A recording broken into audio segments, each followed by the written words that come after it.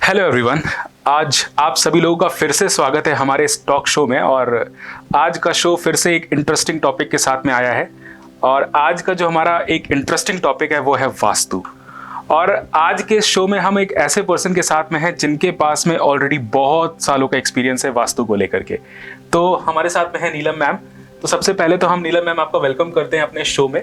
और हम आपके बारे में जानना चाहते हैं। सबसे पहले तो आप अपने बारे में बताइए कि आप कहाँ से बिलोंग करते हैं और आपका कैसे इस फील्ड में इंटरेस्ट आया और आपने कैसे इतना एक्सपीरियंस गेन किया मैम। सबसे पहले तो आपका बहुत बहुत धन्यवाद यहाँ बुलाने के लिए।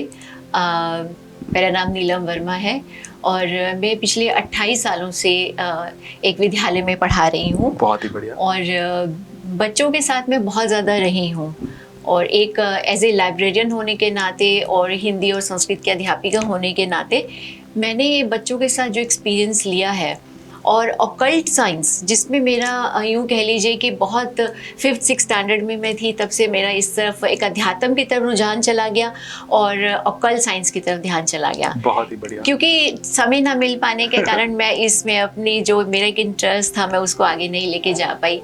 अब मैंने इस क्षेत्र में कदम रखा है और सबसे पहले मैंने वास्तु को चुना कि मैं वास्तु के क्षेत्र में आगे जाती हूँ और देखती हूँ कि ये वास्तु शास्त्र क्या है और ये कैसी दिशाओं से संबंध रखता है। बहुत ही बढ़िया नीलम मैम।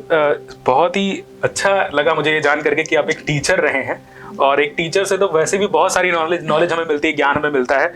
तो डेफिनेटली आज भी बहुत सारा ज्ञान मिलने वाला है। तो नीलम मैम, आपने वास्तु को ही क्यों चुना? ऑकल्ट में तो बहुत सारी फील्ड्स हैं। ऑकल्ट के अंदर एस्ट्रोलॉजी भी आता है, टैरेट कार्ड रीडिंग भी आता है, हीलिंग भी आता है, बहुत सारी चीजें आती हैं। बट वास्तु चुनने का क्या कारण रहा? वास्तु चुनने का सबसे पहला ये कारण रहा कि मुझे बहुत समय पहले एक ही दिशा के बारे में पता था, वो थी ईशान कोण। तो ईशान कोण में ये पता था कि टॉयलेट नहीं होना चाहिए ईशान कोण में। तो ये एक चीज़ सिर्फ एक दिशा के बारे में ज्ञान था। अब मैंने सोचा कि जब मेरे पास समय है तो क्यों ना सारी दिशाओं के बारे में ज्ञान लिया जाए, क्यों ना पता किया जाए कि वास्तु में जो ये सारी दिशाएं होती हैं इसमें एनर्जीज को हम बैलेंस कैसे करते हैं। और मैंने एक चीज़ और सुनी थी कि जो वास्तु है ये टोटली डिपेंड ऑन साइंस है। ये साइंस है, हमारा पुराना जो हमारे शास्त्र हैं उनके ऊपर आधारित वैदिक विज्ञान है ये। तो ऐसे मेरी जिज्ञासा बड़ी दिशाओं को जानने की, तो ऐसे बस इसी जिज्ञासा के कारण मैं इस क्षेत्र में आगे बढ़ गई। अच्छा, क्या होता था जैसे बचपन में मैं अपने दादाजी के साथ, अपनी दादी जी के साथ में बैठता था, तो वो जैसे बोलते थे ना कि इस तरफ पैर करके मत सो, इस तरफ सर करके नहीं सोना चाहिए, इस तरफ ऐसे करके कोई भी एक्टिविटी नहीं करनी चाहिए। तो उस टाइम पे वो चीजें समझ में नहीं आती थी। ऐसा लगता था कि वो हमें क्यों टोकते हैं इस चीज को लेकर के। लेकिन अभी आपकी बात से मुझे इसी चीज क्लियर हो गई कि हाँ, एक्चुअली साइंटिफिक रीजन है। तो ये बेसिकली जो वास्तु है, इस वास्तु की डेफिनेशन क्या होगी? आप थोड़ा सा मुझे क्लियर कीजिए इस चीज को। हाँ जरूर। देखिए, ये जो वास्तु शब्द है ये हमारे संस्कृत के वस धातु से लिया गया है। वस का मतलब होता है निवास करना, रहना, बसना। और जो हमारी दिशाएं हैं, जो वास्तुशास्त्र के अकॉर्डिंग दिशाओं का जो एक निर्धारण किया गया है कि ये साउथ रहेगा, ये नॉर्थ रहेगा, ये नॉर्थ ईस्ट रहेगा, साउथ वेस्ट रहेगा। तो ऐसे हर दिशा का एक ग्रह है, एक देव है और एक वहाँ का एलिमेंट है। तो इन सभी को जब हम बैलेंस कर देते हैं तो हमारा वास्तुशास्त्र बन जाता है। उसके हमें बहुत पॉजिटिव रिस्पॉन्स मिलने लग जाते हैं। कहा भी गया है गृह रचना व छिन्न भूमि, अर्थात घर निर्माण के योग्य जो भूमि होती है उसको हम वास्तु कहते हैं। और अगर मैं आपको बहुत साधारण शब्दों में कहूँ तो किसी के घर के मैप को देखकर या किसी के घर को देखकर बहुत सटीक जानकारी देना, और अगर इसको दूसरे शब्दों में कहूँ तो किसी की प्रॉब्लम को सुनकर उसके घर के बारे में बता देना कि आपके घर की इस दिशा में ये प्रॉब्लम है, तो वो है वास्तु। अच्छा, ये हम लोग कैसे चेक करते हैं या फिर किस तरीके से हम लोग पता लगाते हैं कि ये डायरेक्शन सही है या नहीं है? उसके लिए क्या ऐसा की पॉइंट है जैसे हम पता कर सकते हैं कि ये डायरेक्शन सही है या गलत है? देखिए, दिशाओं का ये निर्धारण करना कि कौन सी दिशा सही है और कौन सी दिशा सही नहीं है, उस दिशा के लिए जो भी जगह निर्धारित कर दी गई है। जैसे अगर हमारे नॉर्थ ईस्ट के लिए, जो कि भगवान शिव का स्थान है, ईशान कोण कहते हैं कि वो पूजा घर के लिए बना दिया गया है। नॉर्थ ऑफ नॉर्थ ईस्ट आपका मेडिसिन के लिए बना दिया गया है। और साउथ ईस्ट की बात करें जहाँ पर भगवान अग्निदेव है, सूर्य देव का स्थान है, तो वो वाली जगह हमारी रसोई के लिए निर्धारित कर दी गई है।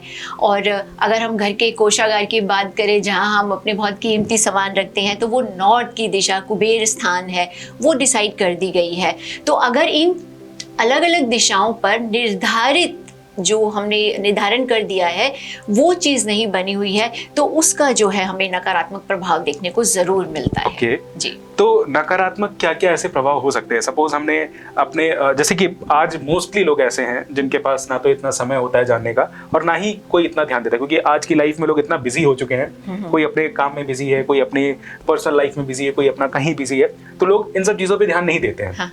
उन्होंने अपना कुछ भी रैंडम कहीं पर भी अगर उन्होंने घर लेना है तो उन्होंने घर जाके देखा, उनको घर का इंटीरियर अच्छा लगा, उनको घर का डेकोरेशन अच्छा लगा, उन्होंने घर ले लिया और अपना रहना स्टार्ट कर दिया। तो अगर कोई भी पर्सन बिना वास्तु गाइडेंस के अगर कहीं पर भी जाकर के वो रहता है या कोई भी घर लेता है, तो उसकी लाइफ में क्या निगेटिव इम्पैक्ट पड़ सकता है? देखिए, अगर हम कोई भी मान लीजिए कि कोई प्लॉट लेने जा रहे हैं या हम कोई घर खरीदने जा रहे हैं, तो उसके लिए हमें कुछ चीज़ों का ध्यान रखना बहुत ज़रूरी होता है। जैसे मान लीजिए कि अगर हम कोई प्लॉट लेने जा रहे हैं और उस पर हमने अपना घर बनाना है, तो सबसे पहले हमें वहाँ पर भूमि परीक्षण करना पड़ता है कि भूमि वहाँ की ठीक ठोस है या नहीं है। अगर हम मेरे जो गुरुदेव हैं वो ये कहते हैं कि अगर हमें कहीं पर भी घर बनाना है तो वहाँ की मिट्टी की अच्छी तरह जांच कर लेनी चाहिए कि वो ज़मीन ठोस है या नहीं है। और उसके भी हमारे वास्तुशास्त्र में जो ग्रंथ हमारे हैं प्राचीन, उनमें बहुत सारी विधियाँ दी गई हैं। सबसे पहले हम भूमि की जाँच कैसे करेंगे, क्योंकि कई लोग क्या करते हैं, बिना भूमि पूजन कराए, बिना भूमि की जांच किए घर बना लेते हैं और बाद में उसके प्रभाव मिलते हैं। तो उससे ये होगा कि आप पहले ही वहाँ पर अच्छे से जांच कर लीजिए। जैसे कि एक मैं आपको उदाहरण देना चाहूँगी कि आप उस प्लॉट की खुदाई करवा लीजिए, अच्छे से उसकी खुदाई करवा लीजिए। अगर आप खुदाई करवाएंगे उसको तो ऑब्वियसली आपको कुछ ना कुछ तो वहाँ मिलेगा ही मिलेगा। आप देखिए कि आपको वहाँ क्या मिल रहा है। क्या आपकी उस भूमि के अंदर, ज़मीन के अंदर चींटी के, दीमक के बिल हैं? और कई बार तो ऐसा होता है जब हम भूमि को खोदते हैं तो उसके अंदर से हमें शल्ले मिलते हैं, हड्डियां मिलती हैं। अब हमें नहीं मालूम कि वो किसके शल्ले हैं। और कई बार क्या होता है कि सांप की केंचुली वगैरह मिल जाती है और उसके साथ साथ हमें जले हुए कपड़े, रुई, जली हुई लकड़ियाँ, कुछ इस टाइप की चीज़ें मिल जाती हैं। तो ये सब चीज़ें अगर हमें मिल रही हैं तो हमें इनको हटवा कर और वहाँ की भूमि को शुद्ध करवा कर ही उसके ऊपर मकान बनाना चाहिए। और इसके विपरीत, ज़रूरी नहीं हमें यही सब मिलेगा तो इसके विपरीत अगर हम ज़मीन खोदें और सिर्फ ईंट निकल रही है, पत्थर निकल रहे हैं, कई बार कौड़ियाँ मिल जाती हैं, सिक्के मिल जाते हैं। और एक बार तो एक दो जगह तो हमने देखा है जहाँ हमें शंख मिले, तो ये बहुत शुभता का प्रतीक है। बहुत ही बढ़िया। तो ऐसे हम बना सकते हैं। और इसके साथ साथ अगर मैं आपको कहूँ कि आप घर लेने जा रहे हैं, आपको बना बनाया घर लेना है, तो सबसे पहले आपको उसके आसपास का जो क्षेत्र है, जो वहाँ का वातावरण है, वो देखना बहुत ज़रूरी है। ओके। वातावरण मतलब किस तरह से, हमें वातावरण में क्या क्या देखना चाहिए? देखिए, वातावरण में अगर मैं आपको बताऊं कि सबसे पहले तो आपको ये देखना चाहिए कि जो आप घर लेने जा रहे हैं उसका आकार क्या है, क्योंकि शेप्स बहुत मैटर करती हैं। अब कई लोगों को तो ये लगता होगा कि ठीक है जी, ये शेप हो गई, ये शेप हो गई, लेकिन वास्तुशास्त्र में बहुत सारी शेप्स होती हैं घरों की, जिसमें वर्गाकार होता है, स्क्वायर है, रेक्टेंगुलर है, जिसमें सर्कल आ जाता है, एक हम जैसे धनुष खींचते हैं ऐसे धनुष के आकार के हो, जब बहुत सारी शेप्स हैं तो उसके भी अलग अलग प्रभाव पड़ते हैं। तो ये देखना बहुत ज़रूरी है। उसके साथ आपको ये देखना चाहिए कि अगर जहाँ आप घर ले रहे हैं उसके साउथ की दिशा में, साउथ या वेस्ट में अगर थोड़े से ऊंचे पहाड़ हैं, कोई टीले बने हुए हैं, ऊंचे ऊंचे बड़े बड़े पेड़ लगे हुए हैं, तो ये बहुत बेस्ट होता है। बहुत ही बढ़िया। और अगर ईस्ट या नॉर्थ की तरफ आपको ये चीज़ें मिलती हैं तो आपको थोड़ा सा उसको अवॉइड करना चाहिए, क्योंकि आपको पता है कि ईस्ट और नॉर्थ की जो दिशा है वो हमारी पॉजिटिव एनर्जी है। वहाँ से एनर्जीज हमारे घर के अंदर प्रवेश करती हैं। और कई बार क्या होता है कि जो घर है, दो बड़े प्लॉट आसपास होते हैं और आपका घर बीच में दबा होता है, थोड़ा पीछे होता है, जैसे वो दब जाता है ना, इस टाइप से, तो वो नहीं होना चाहिए। जी। और एक दो और बहुत महत्वपूर्ण बातें आपको बताना चाहूँगी कि कई बार क्या होता है कि दूसरों के घरों का जो विसर्जित पानी होता है, जो गंदा पानी होता है, कई बार पाइपलाइन ऐसी होती है कि वो आपके घर के अंदर से होकर जा रही होती है, तो उसको हमें बहुत ध्यान में रखना चाहिए।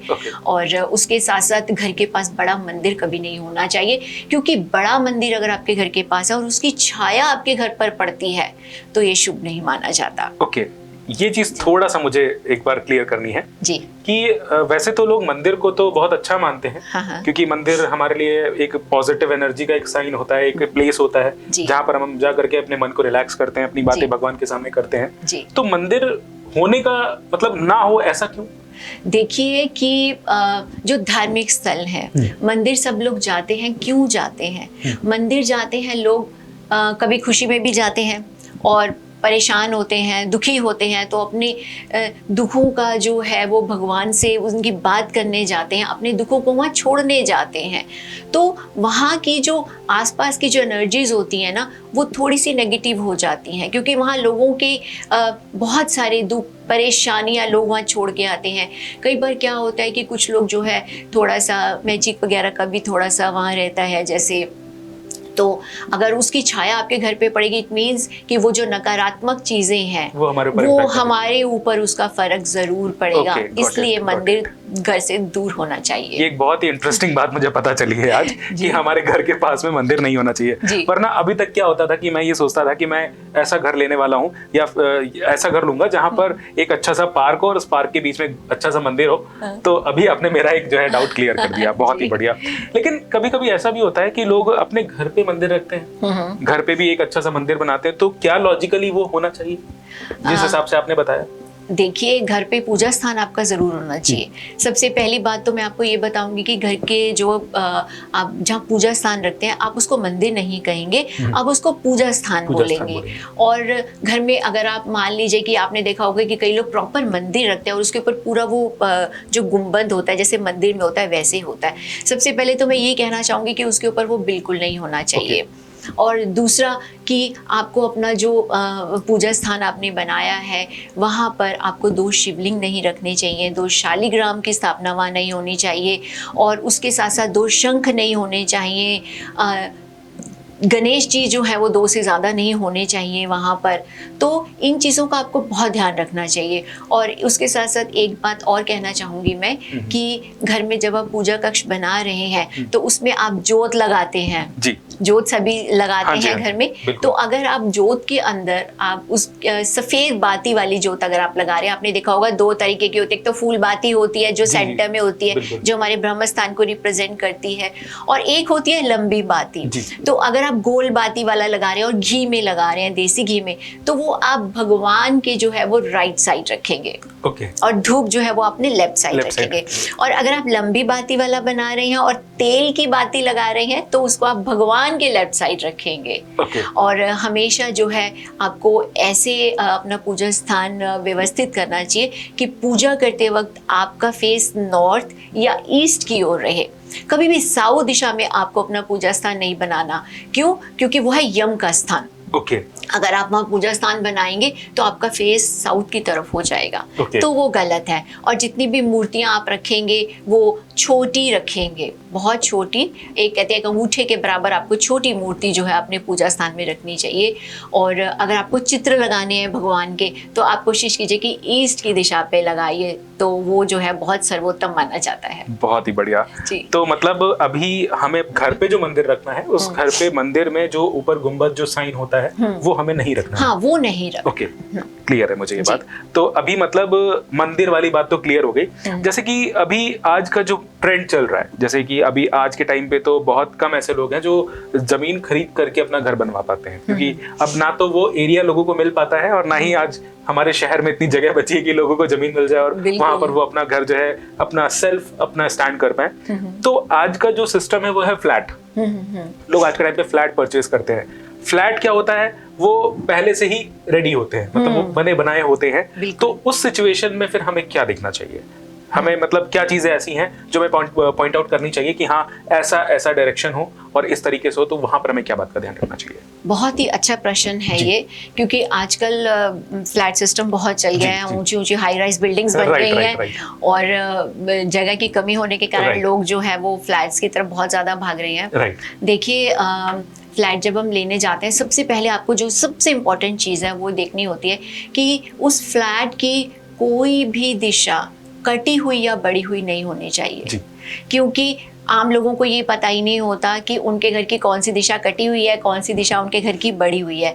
क्योंकि कटी हुई और बड़ी हुई दिशा का हमारे ऊपर बहुत प्रभाव पड़ता है, क्योंकि उसकी एनर्जीज जो होती हैं उस दिशा की, वो बहुत प्रभाव डालती हैं हमारे ऊपर। तो मैं तो सबको ये सजेस्ट करूँगी कि जब भी आप कोई घर लें तो किसी अच्छे वास्तुशास्त्री को बुलवा कर एक बार घर की जाँच ज़रूर करवाएं कि आपकी दिशाएँ कटी हुई बड़ी हुई ना हो। एक उदाहरण देना चाहूँगी कि जैसे मान लीजिए हम साउथ ईस्ट की बात करते हैं। साउथ ईस्ट में हमारे जो है अग्निदेव, साउथ ईस्ट जो है हमारी रसोई की दिशा है, और रसोई की दिशा जो है अगर हमारी कटी हुई है, साउथ ईस्ट अगर हमारा कट गया, हमारे घर से अलग हो गया, तो उसके बहुत दुष्परिणाम हमें देखने को मिलते हैं। जैसे कि उसमें क्या है कि आपको सुख समृद्धि तो मिलेगी क्योंकि वो एक पवित्र ऊर्जा वाला स्थान है, लेकिन आप मटेरियल गेन की तरफ की अगर बात करें तो वो आपको बिल्कुल नहीं मिलेगा। और आप घर का जो मिडिल एज सन होगा उसको कोई ना कोई प्रॉब्लम रहेगी, उसके अच्छे दोस्त नहीं बनेंगे। ये 100% है। अगर दोस्त बनेंगे भी तो गलत संगति वाले बनेंगे। और जो घर की एल्डरली लेडी होगी उसको जो है हेल्थ प्रॉब्लम्स बहुत हो सकती हैं। यहाँ तक कि गर्भहानि वगैरह के चांसेस भी ज़्यादा हो सकते हैं। और ये तो एक मैंने आपको उदाहरण दिया, एक हमारी कटी हुई दिशा। और मान लीजिए अगर किसी के घर की नॉर्थ और नॉर्थ ईस्ट बड़ी हुई, अब आप कोई सोचेगा कि सिर्फ कटी हुई दिशाओं का ही फर्क पड़ता है, तो ऐसा नहीं है। हमारे घर की एक दिशा जो नॉर्थ और नॉर्थ ईस्ट है, अगर वो बड़ी हुई है तो आपको जीवन में सुख समृद्धि मिलेगी, लाभ मिलेगा और आपको हर क्षेत्र में विजय हासिल होगी। तो दिशाओं का मैं कहूँगी कि सबसे पहले ध्यान रखना चाहिए आपको। मतलब अगर कोई भी फ्लैट परचेज कर रहे हैं तो दिशाओं का ध्यान रखना चाहिए। दिशाओं का ध्यान जरूर दिशाओं में जैसे कि हम ध्यान रख सकते हैं एंट्रेंस का। हाँ, एंट्रेंस का ध्यान रख सकते हैं। बिल्कुल आप ध्यान रख सकते हो एंट्रेंस का, क्योंकि घर का जो मुख्य द्वार होता है वो वहीं से हमारे घर के अंदर सारी पॉजिटिविटी आती है। हाँ, ठीक है। तो उस एनर्जी को जो है हमें बहुत ध्यान से चेक करवाना चाहिए कि क्या हमारा मेन डोर सही जगह पर प्लेस्ड है। अगर ऐसा नहीं है तो उसको आप तोरण लगाइए मेन डोर पर, स्वास्तिक बनाइए दोनों तरफ, कलश लगाइए, सिंह चित्र से अलंकृत कीजिए उस दरवाजे को, दहलीज बनाइए मेन डोर पर, ताकि आपके घर के अंदर जो पॉजिटिव एनर्जीज आ सकें। लेकिन यहाँ मैं एक चीज़ और कहना चाहूँगी, मेन डोर की तो हमें पता है कि सब बात करते हैं, लेकिन अगर हम अंदर के दरवाज़ों की बात करें तो वो भी बहुत इम्पॉर्टेंट है। उनका ध्यान भी हमें बहुत रखना चाहिए। इसका मैं आपको बताती हूँ। एक सबसे पहला जो हम लेते हैं, सबसे अच्छा जिसे हम द्वार मानते हैं, अगर हम अपने घर के मेन डोर से अंदर की तरफ एंटर करें और घर के अंदर जाने वाला द्वार हमारे बिल्कुल मेन डोर के सामने होता है, तो उसे हम कहते हैं उत्संग द्वार। मीन्स खुशहाली, बहुत हैप्पीनेस, प्रॉस्पेरिटी उस द्वार से हमें मिलती है। और अगर हम घर के मेन डोर से अंदर एंटर करते हैं और हम राइट साइड टर्न करते हैं अंदर जाने के लिए, तो उसे हम कहते हैं सव्वे द्वार।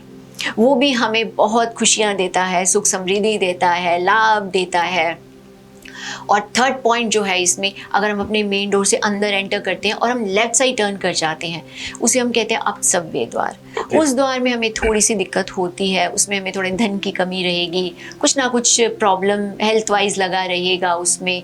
और ऐसा भी कहा जाता है कि थोड़ा सा जो इस तरह की गुलामी है वो भी थोड़ी सी वहाँ रहती है। और एक लास्ट बहुत ज़रूरी, कई लोगों के घर में मैंने देखा है कि जब हम मेन डोर से अंदर एंटर करते हैं तो उनको घर के अंदर प्रवेश करने के लिए ना बैक साइड से जाना पड़ता है। समझ गए? कि मतलब अंदर जाएंगे नहीं, वो पूरा घूम के बैक साइड से होके आएंगे, तो दैट इज कॉल्ड बैक, उल्टी एंट्री, बैक एंट्री। तो वो एंट्री जो है हम शुभ नहीं मानते। तो ये है दरवाज़ों की बात, मेन एंट्री की बात। हमें इस चीज़ का भी ध्यान रखना चाहिए कि हमारे दरवाजे जो हैं कितने बड़े हैं, उनकी लंबाई, उनकी मोटाई, उनकी क्वालिटी क्या है, उन चीज़ों का भी हमें बहुत ध्यान रखना चाहिए। इंटरेस्टिंग। मतलब हमें काफी सारी चीजें क्लियर हो रही है। मतलब मुझे ऐसा लगता है कि ये वीडियो देखने के बाद में लोगों को क्लियर हो जाएगा कि अभी जब घर लेना है तो वो हमारे करियर के लिए भी बहुत इंपॉर्टेंट है कि वो हमें चूज करना है, तो वो वास्तुशास्त्र के अकॉर्डिंग ही हमें चूज करना है, ताकि हमारी लाइफ में और हमारे लाइफस्टाइल में उसका कोई इम्पैक्ट ना पड़ पाए। अच्छा, मैंने मैम कुछ जगह पर नोटिस किया है, जैसे घर पर सब कुछ सही होता है, साफ सफाई है, क्लीन है एकदम, और सारी चीजें एकदम प्रॉपर चल रही हैं, बट फिर भी उसके बावजूद भी घर में बीमारियां बनी रहती हैं। बिल्कुल, घर में प्रॉब्लम्स बनी रहती हैं और आपस में झगड़े होते रहते हैं। तो कहीं ना कहीं ये वास्तु का एक बहुत बड़ा रीजन हो सकता है। हाँ, बिल्कुल हो सकता है।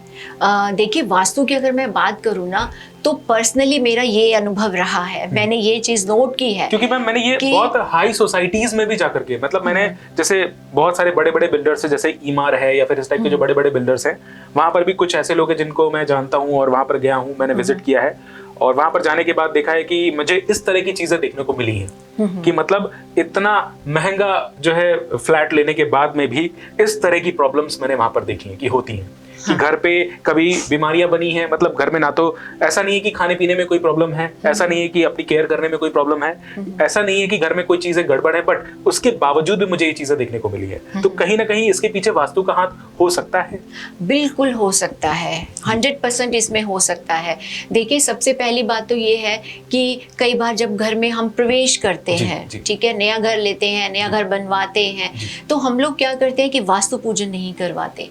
तो मैं ये कहना चाहूंगी कि वास्तु पूजन जो है बहुत ज़रूरी हो जाता है। जैसे कि आप मान लीजिए कि हम 3 तरीके जो है गृह प्रवेश मानते हैं। कैसे कि एक तो हमने नया घर बनवाया है, एक हमने अपने घर को तोड़ के उसका पूरा रेनोवेशन कराया है, एक होता है कि कई बार हम लोग जैसे विदेश चले गए या हम कभी मान लीजिए अपने टाउन से बाहर हैं और बहुत लंबे समय के बाद आ रहे हैं, तो ऐसे में आपको वास्तु पूजन ज़रूर करवाना चाहिए। क्योंकि अगर आप वास्तु पूजन करवाते हैं तो घर में पॉजिटिव एनर्जीज हमेशा बनी रहती हैं।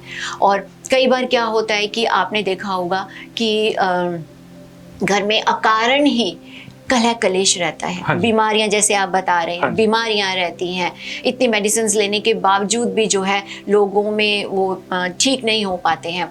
सबसे पहले तो वास्तु पूजन के ऊपर मैं जोर दूंगी। दूसरा, मैं इस पॉइंट को थोड़ा सा और दूसरी दिशा में लेके जाना चाहूँगी। दवाइयों की बात आपने की है, तो दवाइयाँ कई बार मैंने खुद पर्सनली ये देखा है कि लोग क्या करते हैं कि डाइनिंग टेबल पे बैठे हैं, दवाई खाई, डाइनिंग टेबल पे रख दी, ठीक है, बेड के सिरहाने मेडिसिन रख ली उन्होंने। तो वो जो है प्लेसमेंट ठीक नहीं है दवाइयों की। तो दवाइयों के लिए जो दिशा निर्धारित की गई है वो है नॉर्थ ऑफ नॉर्थ ईस्ट। अगर आप उस दिशा में अपनी दवाइयों को रखते हैं और वहीं पर खाते हैं तो 100% आपको ट्रू वास्तु ये कहता है कि आपको लाभ होगा ही होगा। और अगर किसी रोगी को, किसी पेशेंट को आपने नॉर्थ ऑफ नॉर्थ ईस्ट में आपने रूम बनाया है, वहाँ पर आप उसको रखते हैं, लेकिन एक चीज़ का ध्यान रखना, ये नहीं कि आपने उसको वहाँ पर रख दिया, बेड लगा दिया, आपको अपने सिर के डायरेक्शन का ध्यान रखना है कि आपका सिर जो है वो साउथ में होना चाहिए, ईस्ट में होना चाहिए। नॉर्थ में सिर करके आपने कभी नहीं सोना। तो अगर आप वहाँ पर उसको रखते हैं और वो दवाइयाँ वहाँ से खाता है तो वो जल्दी ही ठीक होगा, स्वास्थ्य लाभ उसको मिलेगा ही मिलेगा। और ये कहना चाहूँगी कि अगर मान लीजिए आजकल घर भी बहुत ज़्यादा बड़े भी नहीं हैं, अगर आपके घर में स्पेशल अलग से नॉर्थ और नॉर्थ ईस्ट में कोई रूम नहीं है, आप कहीं भी पेशेंट को अगर आप रखते हैं तो उस कमरे के नॉर्थ और नॉर्थ ईस्ट में उसकी मेडिसिन आप रख दीजिए। तो उसका असर देखिए, फिर आप ये वास्तु हमारा कमाल करेगा। बहुत ही बढ़िया, बहुत ही बढ़िया। तो मतलब अभी हमें अच्छा कुछ रेमेडीज होंगी जो कि हम मतलब अपने डेली लाइफ में हम उन रेमेडीज को अपने घर पे फॉलो करें और जो भी चीज़ें हैं, जो भी एनवायरनमेंट उसको पॉजिटिव बना पाए।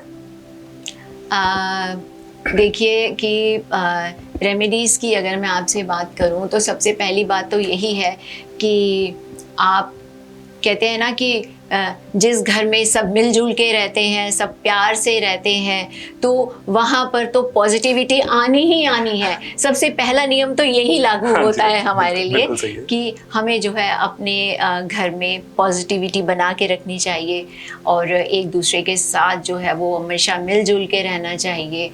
और उसके साथ साथ आपको ईस्ट की दिशा जो आपकी है उसको आप थोड़ा खोल के रखें ताकि वहाँ से सूर्य की जो स्वास्थ्यवर्धक किरणें हैं, पवित्र किरणें हैं, वो आपके घर के अंदर प्रवेश कर सकें। वहाँ छोटे छोटे पौधे लगाएं, ठीक है। और नॉर्थ को भी आप खुला रखें ताकि वहाँ से भी आपके घर में कुबेर का स्थान है, वहाँ से आपके घर में पॉजिटिव एनर्जीज आपके घर के अंदर फ्लो करती रहें। और मेन डोर को आप पूरा डेकोरेट करके रखेंगे और उसके साथ साथ आप अपनी दिशाओं का अगर ध्यान रखेंगे तो ये चीजें आपके ऊपर जरूर असर करेंगी। बहुत ही बढ़िया जी। मतलब मैम मैं आपसे अभी मतलब बता नहीं सकता कि मुझे अभी कितनी सारी एक्साइटमेंट हो रही है बहुत कुछ जानने की, बट क्या है कि हमें चीजों को थोड़ा टाइम के अकॉर्डिंग भी लेके चलना है। तो आज बहुत सारी चीजें अभी क्लियर कर दी हैं आपने मैम, और अभी आज का जो डिस्कशन है होपफुली कि आज लोगों को क्लियर हो गया होगा कि हमें जो अपना घर है वो वास्तु के अकॉर्डिंग क्यों बनाना चाहिए। हाँ, बिल्कुल। तो अगर ये चीज क्लियर हो गई तो डेफिनेटली लोगों की लाइफ की आधे से ज्यादा प्रॉब्लम तो ऐसे ही सॉल्व हो जानी है कि ना तो उनकी लाइफ में कोई भी मेडिकल प्रॉब्लम रहेगी, हाँ। ना ही उनके जो भी स्टेप्स हैं करियर को लेकर के, उनके वर्क को लेकर के उसमें कोई प्रॉब्लम होगी। तो आई होप कि ये सारी चीजें आज क्लियर हो गई होंगी बहुत ही अच्छे से। तो मैम आज का सेशन बहुत ही इंटरेस्टिंग रहा और बहुत अच्छा लगा आज आपके साथ बात करके, और होपफुली हम लोग जब नेक्स्ट टाइम बैठेंगे तो नेक्स्ट टाइम हम और भी कुछ बहुत सारी बातें करेंगे, क्योंकि क्वेश्चंस तो बहुत सारे आ रहे हैं मेरे माइंड में, लेकिन अब पहले मैं उसको एक बार सेट कर लूं, देन हम फिर नेक्स्ट टाइम बैठते हैं और नेक्स्ट टाइम फिर उसके डिस्कशन पे बैठेंगे, तो होपफुली हम लोग को और भी चीजें क्लियर कर पाएंगे। तो thank you so much ma'am for coming, और बहुत अच्छा लगा मुझे आज ये जान करके, और उम्मीद करते हैं कि हम लोग बहुत जल्दी दोबारा बैठेंगे। मैं भी बहुत बहुत धन्यवाद देना चाहूँगी और ये कहना चाहूँगी कि ज़रूर वास्तु को आप अपनाइए और अपने जीवन में बहुत खुशहाली लाइए, क्योंकि अगर हमारी दिशाएं जो हैं वो वास्तु के अनुसार हमने उनका संतुलन बना लिया तो हमारे जीवन में सुख, शांति, समृद्धि को आने से कोई भी नहीं रोक सकता। बहुत ही बढ़िया, बहुत बहुत धन्यवाद। Thank you so much ma'am, thank you.